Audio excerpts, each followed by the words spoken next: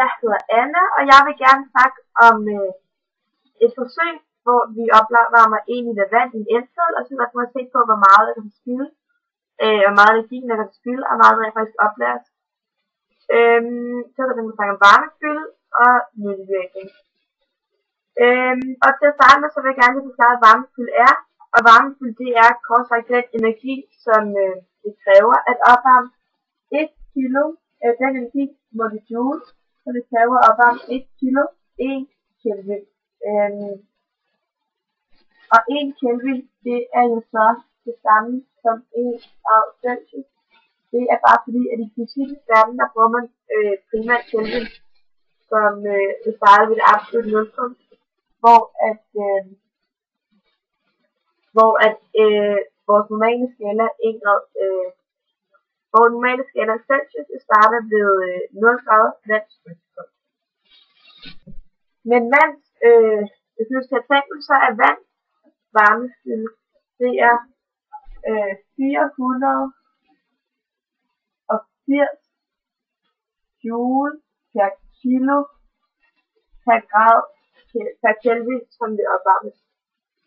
Men det vil også sige, at for hver grad, som vand det opvarmes, så lagres der 4180 joules i vandet.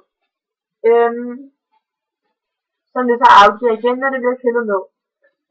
Et stof med et højt varmefylde opvarmes langsomt, til gengæld så kan det oplære mere energi, og vand, det er et af de stoffer, som har en forholdsvis høj varmefylde. En lav varmefylde, det er så til gengæld stoffer som f.eks. bly, som har en varmefylde på 130 joules per kilo per Kelvin. Og det opvarmes til gengæld hurtigere, men kan til gengæld så kun oplære mindre, eller kun en lille smule energi. I hvert fald knap så meget som et stof med et højt varmefylde. Ja, men hvis vi nu lige skal være sammen med forsøget, så går forsøget helt enkelt ud til, at vi opvarmer 1 liter vand, og så skal vi se, hvor meget energi der bliver brugt, og hvor meget der ikke bliver optaget. Og med den måde regner vi også, hvor meget energi der bliver brugt. Og først så skal vi tilfælde energi, og det nu er det helt til at blive en gang. Altså det hvad delta T altså. Og delta T, det betyder, at det er en chance, at det er faktisk ændrer sig i løbet af tiden. Og ikke, at jeg får ikke afgivet, og det er det ikke afgivet. Det T, det er i dette tilfælde til noget 200 watt, fordi vi har ændret en 200 watt. Og det har taget et for temperatur 169 sekunder. Så vi regner helt til ud, hvor lang tid det tager, hvor meget energi det kræver, at have en kørt 2,5 watt til 169. Og det kræver 210 joule eller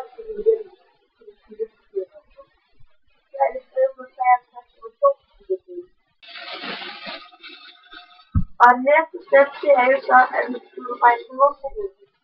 Og det er formelt lidt nummer 1 motorenergi.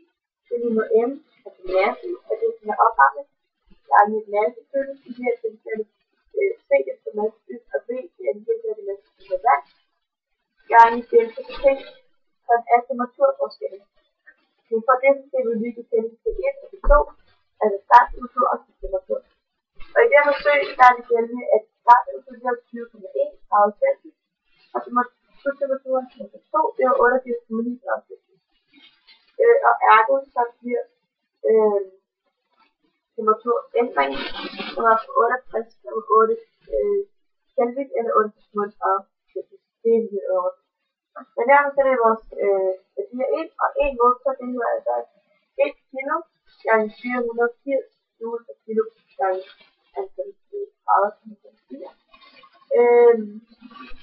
Så det var jo som sagt varmefylden på vand.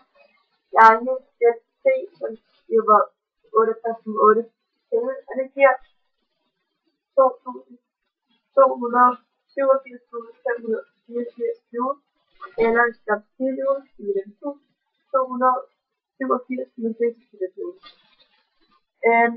Nu er det samme til energistand og lønudvikling, og det gør vi ved udregning med det, at de afgivet, altså den afgivet energi, lille til energi. Og det resultat vi får, det er 65,6 kilojoule, og det betyder, det er den norske verdensprodukt, og det betyder altså, at 65 kilojoule er gået tabt et eller andet sted.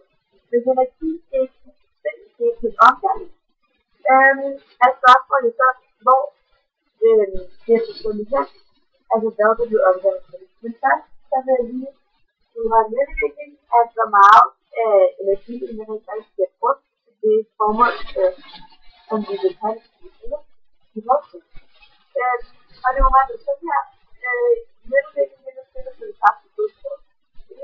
Og hvis vi tænker, det er måde, som vi vil afslutte en gang med det, på det. Og vi går nok til 21,1%, og det vil så sige, at 18,9% er produktet. Men der er forskellige fejl, der bliver forsøgt, og der er forskellige logiske årsager til, at det her det ikke har en lille lidt i 100%. For det første, så er vores elskede, den er ikke et lukket spaceship. Så der skal noget frem ud, og på den afgives der noget energi til omgivelserne. Elskeden selv bliver også fanget op, og afgiver også noget, jeg ved ikke, det er afgiver den også noget energi til noget varme omgivelse. Altså nogle af de her 65 så kan det være kaldt i vores elsker, også gør, at det kan være en lille dårligere varme. Så der er forskellige fejlkilder, og derfor siger jeg forstået mening, at vi selvom i teorien, så burde de her to kan vi være ikke. Men de her der med teleskop, hvordan teorien